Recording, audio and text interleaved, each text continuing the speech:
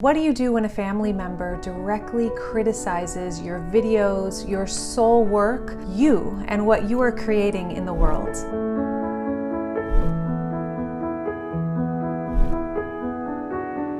This comes from Cindy, Virginia. I am so grateful you asked this question in my previous video titled, "How do you keep going when you doubt yourself?" She replied with, well, what if the judgment comes from the people closest to you? I've just become visible and I was afraid and just did the thing anyway. I can handle judgment, but it's from people closest to me that I have a tough time with. I feel like giving up today. I'll give myself rest. I hope tomorrow will be different. So then I responded to her because I wanted to make this video and said, well, have they directly criticized you, or is it just you're assuming they're judging you?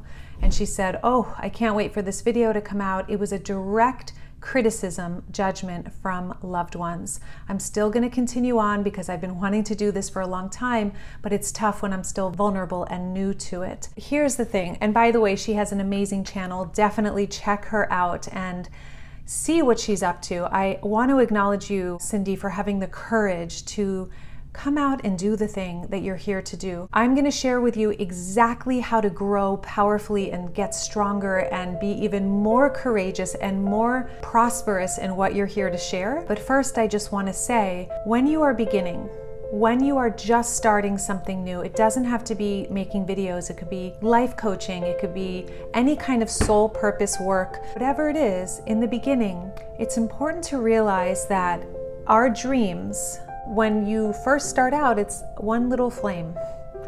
And anyone can blow that flame out. But as you continue, with every video you make, with every triumph, with every hurdle you face and you get over, that flame grows every single time. It gets stronger and stronger and stronger and stronger until that tiny little flame becomes ablaze with power, and nobody can put it out but you. So in the beginning, it's really helpful not to tell anyone about what you're doing unless you're sharing it with your coach or a friend who's right on board with you, someone really supportive who loves you.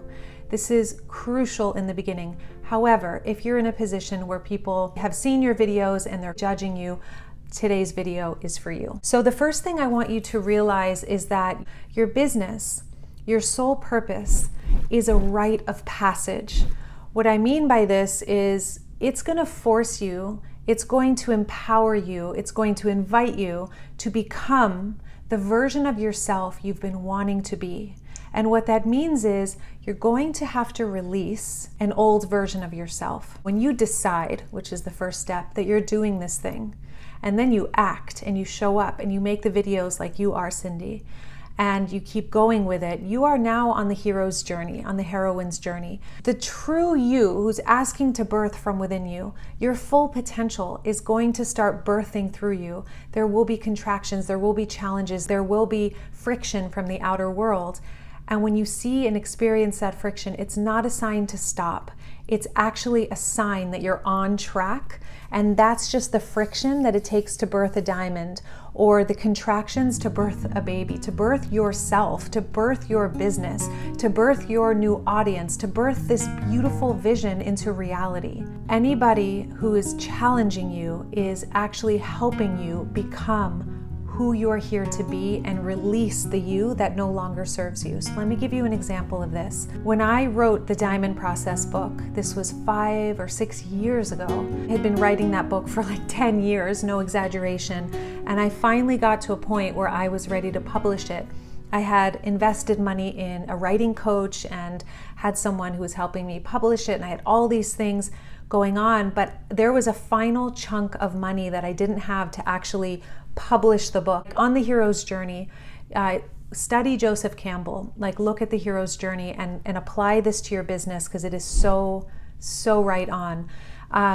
Right at the end, when you think you're at the finish line, when you think you've arrived, like my book is going to be published, my big dream is like in reality, like I'm so excited, there will be a hurdle.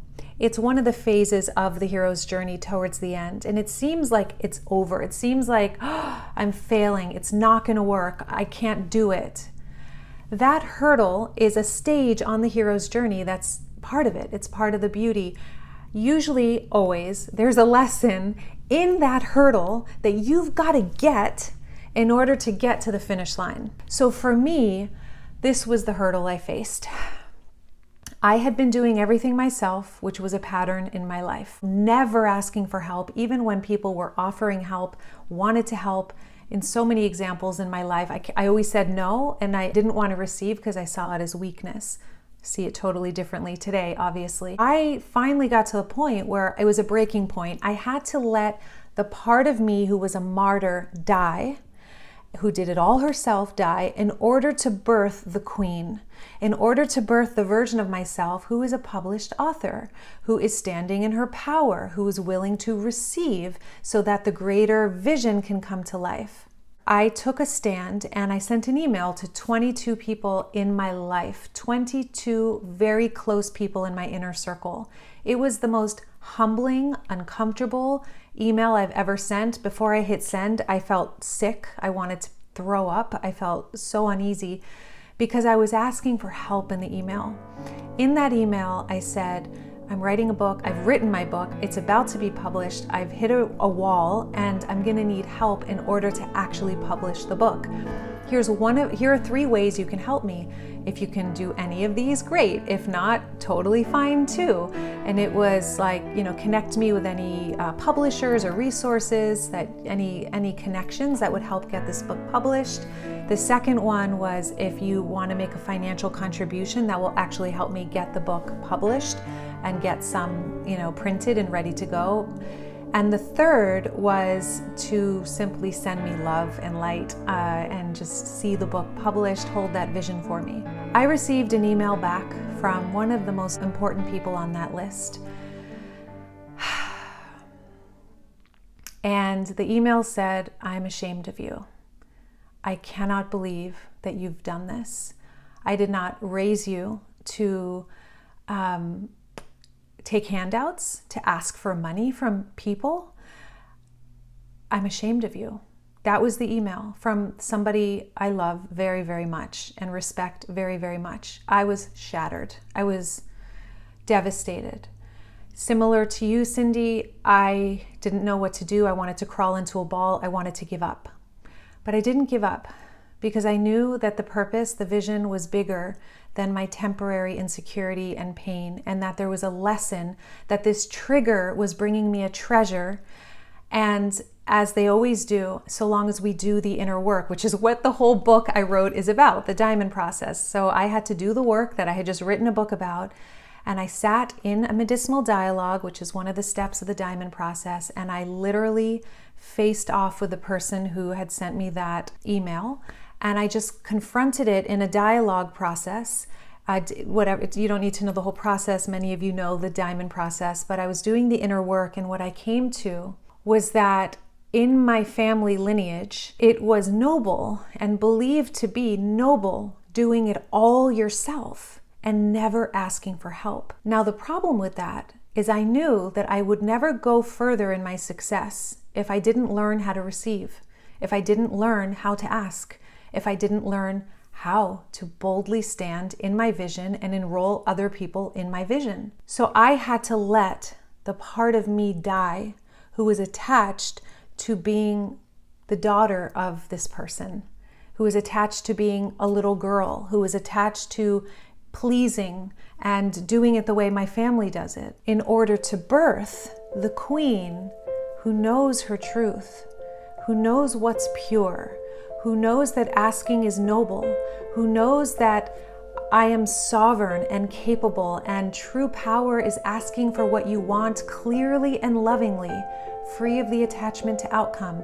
Everyone can make their own choices, right? That's Leonard Jacobson's definition of true power, which is so powerful. I needed to stand in that. And so that day, I cut the cord from that attachment to doing it the way I had been trained to do subconsciously and very directly in my childhood, not to ask for things, to do it myself, not to ask for handouts, to see receiving as a disability, and instead to realize in order to come into my full ability, I get to ask, and I get to rise and have everyone rise with me as I stand in the queen that I am. So I share this with you, Cindy, to ask you and anyone else watching The person who has directly criticized you, what do they believe about you? What do they believe about what you're saying, about your message, about your videos, about your content? How can you free yourself from that limited way of thinking?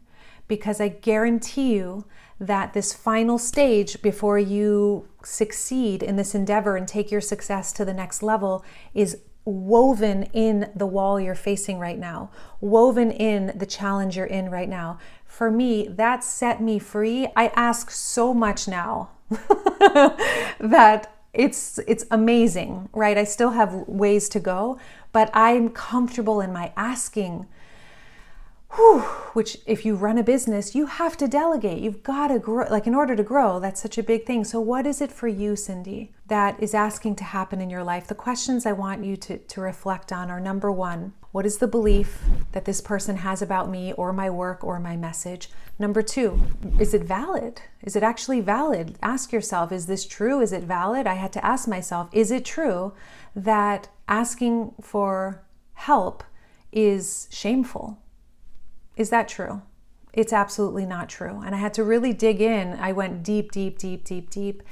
And the third is, if you get clear, when you get clear that this is a limitation and that that's their judgment that's holding them back, and they're projecting their story onto you, trying to hold you back, whether they realize it or not, or trying to have you be just like them, because of their fears, right? They would be terrified to do what you're doing, right? Just like in my family, maybe that person would have been terrified to publicly reveal vulnerability and say, hey, I need some help right now. So once you figure that out, are you open to freeing yourself from that belief structure? So a way to do that, it's the fifth step in the diamond process, is offering self-forgiveness to your past self, to the part of you that bought into this belief. So anywhere I bought into the belief that it is shameful for me to ask for help, I cancel, clear, and delete it. Or anywhere I bought into the belief that it is noble to be a martyr and to suffer on my own and do it all myself, I cancel, clear, and delete it, and I forgive myself completely. You just work with self-forgiveness to clean that up. And then finally, I want to reflect to you that part of what you're dealing with right now, part of this journey, part of this rite of passage is mastering your frequency. And you're being given an opportunity to master your frequency regardless of the criticism, regardless of whatever's happening in your outer world. So it's up to you to raise your frequency, or it's up to you to give somebody the power to take your confidence. It's really up to you. And the way to stay in confidence, the way to stay empowered is to hone your frequency, be in command of your frequency. So frequency is like a two-sided coin. On one level, your frequency, your vibration, your energy, which is really our number one job. My job might be to train coaches, which is what I do, and coach clients as well. However, that's not my number one job. My first job is my frequency, because it's the energy I bring to what I do that really perpetuates the transformation in clients, in our students, etc. How do you hone your frequency? How do you stay in command of your frequency? Number one is to learn how to generate your frequency. That means being self-generative. Most people are looking in the outside for energy. So they're looking for applause, they're looking for likes, they're looking for great job, I love your videos. And when we don't get it, our energy's dead. That's why we must be self-generative rather than relying on out there, which is very unstable, and come into your true stability, which is inside. Things like self-care, things like doing what you love, making your videos, connecting with your community, building your audience of your true soul family who's celebrating you and encouraging you. And by the way, the person who judged you doesn't mean they're not family, doesn't mean they're not amazing. It's so important to understand it's innocent. They don't know any better. All they know is they're afraid and they're locked in a limited judgment and they're projecting it onto you. But can you love them anyway? Can you love them as they are without needing them to change and become what you want them to be for you? Be that for yourself. That's how you raise your energy. So generate energy. I have other videos on that. The second is to protect your energy. So one side of the coin is generate, the other side is protect. So in terms of protecting your energy, this is boundary setting, this is cutting cords, this is making sure that your energy is contained within you, and anything that's threatening that, there's a healthy agreement or boundary with. One way that you already are doing it, and I want to honor you for this, Cindy. You said in your note to me, I feel like giving up today. I'll give myself rest today. I hope tomorrow will be different. That is it. You already know this. This is so powerful. So as we are creating, being visible, sharing our soul purpose in the world, there are brave days and there are recovery days. Every day is either a brave day or it's a recovery day. When you put that video out there and you got pushback, that was a brave day. You put yourself out there, you got criticism, you were brave, you were courageous, you showed up in spite of fear. Then it's important to have some recovery time where you rest, you tune out the world and you come into your bubble and you love yourself up, you celebrate yourself, you digest your wins, you acknowledge your courage. This is a recovery day. Lay on the earth, get sunshine, feed yourself well with green juices, whatever you need to do. Play music, dance, recover, rest, be good to you, okay? Maybe digest learnings, information, read books from masters and teachers who are really supportive and help you boost your energy. That's how you generate energy. So bravery, recovery, bravery, recovery. Thank you for this question. If you are not already part of our soul family, hit the subscribe button if you want to raise your frequency, be in command of your vibration, and live your soul purpose. Thrive in the work you're really here to do in this world. And if you got something from this video, give this video a thumbs up. If you are ready to move forward in spite of criticism, obstacles, even direct criticism from somebody, and recognize that this is the hero's journey that you have chosen so that the full magnificence of who you are can shine and you can become the one that you've always known deep down you are here to be. Do you want to have a thriving coaching business that genuinely makes a meaningful difference? Jason and I have taken our most valuable tools and 30+ years combined coaching experience and put it into a transformational 6-month virtual coach training certification where you learn to master your life and powerfully coach with confidence. To apply for this exclusive program, go to diamondprocesscoach.com or click the link in the description box below.